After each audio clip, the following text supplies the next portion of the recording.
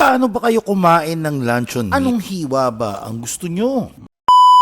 Iba-iba tayo ng style ng paghiwa ng luncheon meat. May bilog, meron din namang flat. Iba naman parang strips yung kanilang paghiwa. At pwede rin namang pa-dice. Lahat yan pwede sa Pure Foods luncheon meat. Pwede nyo ma-apply on different dishes, pero lasang-lasa nyo pa rin yung meaty goodness. Kakaibang pure sarap. Ang ating blind tasting is mga Pure Foods luncheon meat. Alam nyo ba na iba-iba na yung mga flavors nila? Nakita nyo naman kanina siguro. This time, ako naman yung magba-blindfold at si Naomi ang magpapahula sa akin. Alam ko naman kung ano-ano yung mga flavors nila. Pero dito, hindi ko na alam kung alin dyan yun. Magkakatalo yan sa lasa. Wala sa akin eh.